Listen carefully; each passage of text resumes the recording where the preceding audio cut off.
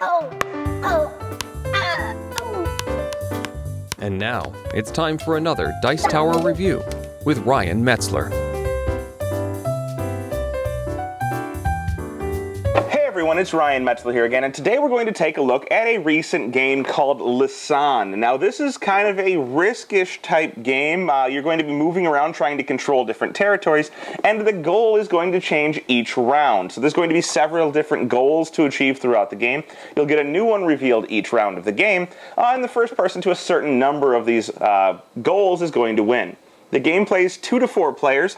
It is a really long game. It's about 3 hours long and could definitely go longer. I guess if you play it very quickly and you have a fast group, it could go shorter. But real quick, we'll take a look at what you get inside this box for Lyssan. We'll see how the game plays, and then we'll come back and get my final opinions on it. Here you can see these set up for a 3-player game of Lyssan. Now, all of these pieces would have been placed by the players at the beginning of the game, following some rules saying that you can't place within a certain distance of other players, and since it's a 3-player game, the island regions of this board are going to be out of play. But in a 4-player game, you'd have another player, these islands would be in play, and everybody's going to have pieces out on the board. You're going to have knights, which are these swords here, and every player will have 2 of those. You're going to have nobles, which are the crowns. They look like this. Every player will have 2. You'll have 2 castles, which are the castle figurines, and then you're going to have a priest, which you'll have 1 of, looks like this, and you'll have a spy, which looks like this, and they'll be with your castles, 1 with each. And each player will have the same pieces out on the board. Now, the spots they occupy, you'll see, are colored. There's orange, green, and gray. And these different spots will generate different income when we get to that phase of the game. So, right now, green's going to provide cards, which are called influence. You can play them on your turn in order to do things. You'll have farmland, which is the orange, will provide conscripts, which is a type of currency in the game. And then you have the mountains, which will provide coins, which is another currency you can use in the game, and they look like this. So each player is going to set up like this. They're going to have 4 influence cards at the beginning of the game. Now these cards you can play in order to do various different things. They're going to be a little hard to see because I don't have that much room, but some of them will be called courtiers. This one's a vassal courtier. Some of them are going to be called just normal courtiers. And then you'll have other ones that are not courtiers. If I can find one here. You're going to have some that are called surprises. They look like this. Now, in order to play a card from your hand, you're going to have to pay its cost. And you'll see, for example, this cost right here. In the top right-hand corner, it has a cost of 1. This is the number of other influence cards you have to discard from your hand in order to play it. So at the beginning of the game, each player will have 4, and in player order, which is determined randomly at the start of the game, you'll deal these little things out, and they have a number on them, you're going to be able to play influence. And so you can play any of these cards from your hand that you want, and they have different effects. Things like surprises, like this one, have a cost. You'd pay 1 card. This one's going to give you either 2 coins, 2 conscripts, or 2 more cards. So you could play this for a card, and you could take more. So I'd play that, and I would discard another card with it, and maybe I take 2 more coins to add to my supply for the game. Courtiers are going to give you various other actions you can take on your turn. So this one right here says that I may, as a command on my turn, look at the influence hand of another player who has an agent in a province where I have a noble. So if I get one of my nobles where someone else is, I can pay 1 card, play this card, and put this out, and it'll eventually let me look at their hand of cards. Vassal courtiers, which are going to be a different type, are going to give you more pieces. They generally, right here, say, for example, you can play this one out and you control the purple knights and nobles. So you could get those guys and place them out on the board. They work for you unless someone steals the card from you. So at the beginning of the game, everybody in player order has a chance to play these cards from their hand, and they'll put them out in front of them. You can't have more than a certain number of cards out in front of you, but once you're done going around and playing those, you're going to check and see who has the most cards left in their hand. That player will be the last player, and whoever has the fewest cards left in hand will be the first player, with ties broken randomly by dealing these things out. After that, you're going to move on to the main game, and the game is going to take place over a series of rounds. Those rounds are years, which are broken into 4 seasons. The 4 seasons being spring, summer, then you have fall or autumn and winter. And spring, you're going to be looking at how you're going to win the game, and that's these triumph cards out here. In a 3-player game, there's 6 of them. And you're going to check and see if anybody has won any of them. You can only win one if it's face up, and the one next to it is also face up. In that case, you can go with the first one. It has to be revealed and have one next to it that is already revealed, and then you can score it. So right now at the beginning of the game there aren't any, and then we would turn the first one up, and it would give us some type of objective. This one is called a War of Shadows. And it says on it, this triumph is claimed by the player who controls the most spies on the board. So what you're going to want to do is get your spies out onto the board for the next turn. Now, since you check these at the beginning, and you don't necessarily have one next to it, you're not going to award this the next turn. It'll be actually 2 turns from now, because next turn you'll flip the next one over, and then on the third turn, that first one will be scoreable. But right now, you're going to want to be building up your spies on the board. After that, in player order, we're going to move on to the summer phase. And in the summer phase, you're going to go ahead and you're going to do some certain things. First, you're going to ready all of your agents. Well, in the first game, all of your agents are already ready. You don't have to do anything. But later on, you'll have used them, and you'll want to ready them by flipping them back over. After that, you're going to do what's called taking shame. Shame is bad for you. Now, the way shame works is if you've had your guys killed on a previous turn, each of them is going to be something that you have to deal with on your turn. You have some shame because one of your guys died. In addition, priests can give players shame, which are in the form of these little tokens with this guy face palming or being sad or upset because the priest has shamed him by being in the same area, and the player decided to use their turn in order to give a player a shame. Shame has to be resolved by doing one of several things. What you can do is you can lose an influence card. So if you have those influence cards, you can lose them, and that will get rid of one shame. You can either remove the guy from your board or remove this little token from your board in that manner. The other things you can do is take a debt. There are cards called debts. They look like this. They all have a way on them to get rid of them, which you can do on your turn. For example, this one says, repay at the cost of 3 conscripts. Now that's a different type of currency in the game. You could get rid of this debt by paying for it, and it'll be gone from your hand. The reason you don't want to have these is they count as influence, and they'll make you go later in turn order if you have them on your turn, and they're also bad at the end of the game. So you'll get these debts, you can take those, but the benefit for taking a debt is if you take a debt for a guy that's on your board, one of your guys that's been killed, you can immediately replace him back out on the board at one of your castles. So there's a reason to take those debts.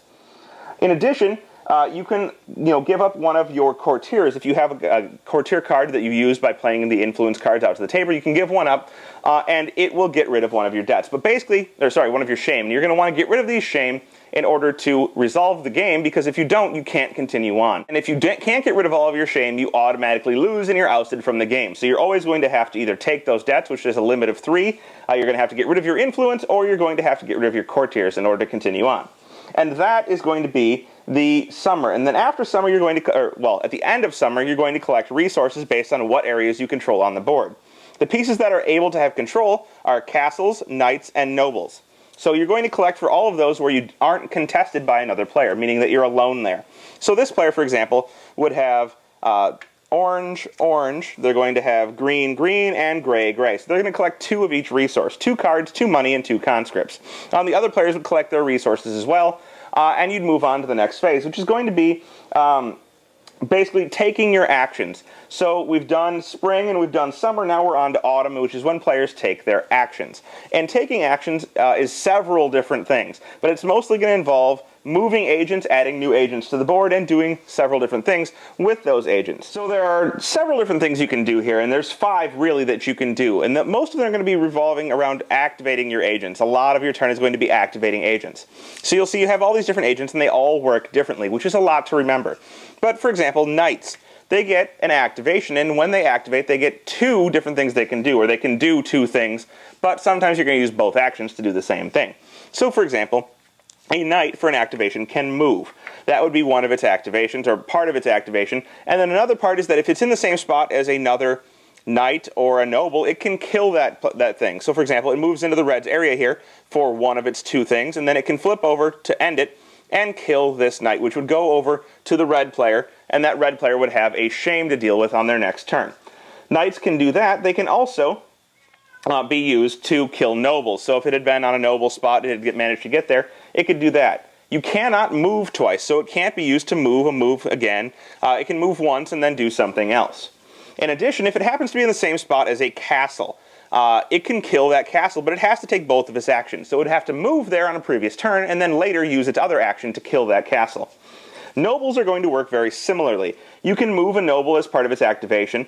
They can also kill other nobles. So if this noble managed to get in with the red noble, it could flip over as its second part to kill the noble and put it onto red's thing as a shame. In addition to that, they can be used to ready priests. So if you'd already done your priest's action, you could use a noble to ready a priest. And that would be half of it, so it could also move as well on top of that. They can also kill knights or castles, but unfortunately for the noble, it takes 2 actions for it to kill a knight. It also takes 2 actions for it to kill a castle. So it can't kill a knight on the same turn that it moves in, which makes it difficult for nobles to kill knights, because it's likely that knight will kill the noble first. Your castles don't have any actions, so you don't have to worry about those, but this is where you're going to hire new guys, and we'll cover that shortly. Priests are going to have several different things they can do, but they only get 1 action per their activation. They can move, going somewhere. They can actually shame someone. So if a priest manages to move over to an area where someone else is and someone else controls it, they can flip over to give that person a shame. And that's how these shame tokens come into play. These go onto a player's board and they have to resolve them in the summer the next time it comes around. Actually, I guess they'll technically be resolving them in the winter. You resolve shame twice per game, or per round. In addition, priests can go ahead and ready exhausted spies. So this is another thing. If you've used your spy first, you can use your priest to ready your spy, and now you can use your spy again. So it depends on which pieces you want to use, how you're going to use these other pieces. Spies are going to be able to move, or they can kill spies or priests if they happen to be in the same area as them, so they'd have to move into an area with another spy or priest. Or if they happen to get to a rival's castle, all the way to another castle without being killed by another spy or being distracted some other way, you can use them to steal somebody else's courtier. So if they have one of those influence cards played out to the table that's a courtier and has a different action they can use on their turn, they can use the spy to steal it. But then the spy is removed from the board. So that's how you use your pieces, and you're going to be trying to use your pieces to further yourself in these goals. But the goal right now is to get more spies. And so another thing you can do is use the resources you've gathered in order to put more guys on the board. And guys have different costs. So nobles cost a coin and a conscript, and you'll have extra pieces to buy. So you'll see everybody over here has some more pieces. Green's got some extra priests, there's some extra spies, everyone has extra knights and extra nobles. So a noble costs a coin and a conscript, and you return those to the supply and place it out where one of your castles is. The knights cost 1 coin and 3 conscripts, so they're a little more expensive, while priests cost a coin and a conscript, and spies cost 2 coins. So those are other things you can do. You can also start to build your castles. So castles have construction sites, and they look like this, and it's going to cost you a certain amount of money or conscripts to start building a castle. So when you want to build a construction site, it's going to cost you 2 coins, and it has to go onto a spot where you are currently in control, meaning that you've got a knight or a noble there, and obviously it can't be where your castles already are. So you would put one of these out for 2 coins, and then on a future turn, let's say maybe this noble wanted to build a castle here, they'd actually build a red castle, so they'd start a construction site. And on the next turn, they can use 2 conscripts to finish this construction site. They'd have to return them, and basically they'd have a new castle, allowing them to control an area without having another piece there. In addition to those, you can play those influence cards. So the cards that you have earlier, you can play these on your turn by discarding the appropriate number of influence and playing it to the table, and taking the action associated with it. You can also do trading on your turn. So if you have extra coins and you don't need them and you need more conscripts, or you have extra conscripts and you need more coins, you can always trade 2 to 1 for those. Finally, on your turn, you can clear those debts. So the debts I showed you earlier have a way to clear them. This one is repay at the cost of 3 conscripts. You can pay that and get rid of them so that you don't have the extra influence counting towards your hand later. After everyone has taken all of their actions, and you can take as many actions as you can on your turn, flipping pieces, moving them, killing other pieces, building more pieces, playing cards, you're going to move on to the autumn, which is much like summer, where you're collecting your resources and you are readying your agents and clearing your shame. So again, you're going to have to clear shame. You're going to go ahead and you're going to collect resources, but this time you don't collect based on what's on the board. Everyone is simply going to get 2 more influence cards and move on. And then after you go through that, you're going to go on to winter. Winter is the end of the round, and each round you're going to go and you're going to determine new player order. And that's going to reorder from the least to most influence in their hand. So you're going to take a look at how much influence you have in your hand. Whoever has the least is going to go first, and whoever has the most is going to go last, with ties broken randomly. At this point, debts count against you. So if you have debts, these count as influence in your hand, which is a bad reason to have them and why you would want to get rid of them. After that, you're going to move on to the next round, which again is going to start up, and you're going to reveal more things in order to see what the next goals are. So right now, once we got to the second turn, let's say this had all changed out on the board, we would reveal another card. So we have blackmail this time. The next player to steal a courtier claims this triumph. So you want to steal from somebody using a spy. And this is going to go out. Now, the ones that say the next player to do something are available immediately. So as soon as that comes out, as soon as someone can steal a courtier from somebody else using a spy, they're going to get that goal. It doesn't have to have one next to it, which could actually delay the availability of a War of Shadows, which is having the most spies on the board. So if someone takes this, this won't be available next turn. You'll have to flip another card to make it available. And so you'll see the goal can constantly be shifting. What you're trying to do can change all the time. And you're going to go through this until a player gets a certain number of these goals. And when they do, they're going to win the game. Now, the game will end in a 3-player game when someone gets 3 of these goals, which are actually called triumph. It says it on the board. You have to have 3 triumphs. But that can last a variable amount of time, depending on how well you are prepared in order to get things that are coming up. And since you don't know what they are, you can't really prepare, which is why the game lends itself to a little bit longer play. In addition, there's also all of these actions you can take, so sometimes it can be a little daunting trying to figure out what you're doing. But real quick, let's just cover what these other 6 randomized triumphs were so you can see a little bit of the variety as to what might happen. So, for example, we have Sophisticate here. The player with the most quarters in play is going to get this triumph. So this is another one here, or this one here, whoever has the most knights on the board. Or this one here is whoever has the most vassal courtiers, which is giving you more pieces to put out. Or the player who controls the most forests. So what you can see is there's all types of variable things. It could be to destroy a piece or to steal something or to have the most of something. But it's going to change each time a new card flips up, and you're going to have to adjust appropriately. Well, there you have it. That is Lyssan. Now, the 2-player variant forces you to play 2 people. So really, the 2-player variant is a 4-player game, really, except for that you have a master and slave thing going on. So one of your players is going to try to be winning, and the other one needs to lose. And if you're losing, one wins, then you lose the game. But really, this is a 3+ player game if you don't want to have to try and manage 2 teams at the same time. But the game focuses a lot around balancing your ability to get the influence cards, to get coins, and to get your conscripts. And so you need to be able to distribute yourself equally around that board unless one of your goals tells you, or one of the goals tells you that you need to do otherwise, and then you're going to have to shift perspectives. And I really like that aspect of this game because it really prevents a runaway leader. You can be all set up to try and do one thing, and you're killing your opponent in that, but the next round you could have it come around where the goal changes. You get that first goal, but the next time around, you're not set up to do whatever is coming up, and that gives everybody an equal opportunity to prepare for that next situation. Now, there are some fiddly aspects to the game that I don't personally like a lot, but I could get over and maybe learn to like. Now, so you get into these things where, for example, spies can be used to do their action. They can move or they can steal cards if you're next to somebody's castle, but then you can use, once your spy is used, you can use your priest to ready your spy. So now your priest is used, but you can use your noble to ready your priest. So now you've got your priest again who can ready your spy again, and then you can ready the noble or the priest again with your other noble. And you get a lot of going back and forth. So you can move your spy like 4 times on a turn if you do everything right. Maybe even more if you've gotten some extra pieces out onto the board. So there's a lot of that. And then everybody has all these actions you have to remember. Like nobles can kill nobles and they can also kill knights, but you must use both of their actions. And knights can kill nobles and knights.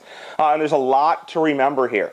Now, I haven't exactly figured out all of the strategies here. I can't say that this is based off of a ton of plays. I have a couple in, but it's not really based off of a lot of plays. And I think after a few more plays, after I've got everything down a little bit more, I may have a better understanding. I don't see it getting to the table all that often because it's not a game that I can play quickly, and it's not a game that a lot of my gaming group is very interested in. With that said, I think there's a lot going on in Lyssan. I think it has a lot of potential. I definitely like the changing goals, and I think it's something that there is definitely a group out there, or a subset of players, that will really enjoy this game. Thanks for watching our review today. For more information about board games, as well as the #1 board game audio podcast, check out Dicetower.com for reviews, interviews, and more. I'm Eric Summerer, and you've been watching The Dice Tower.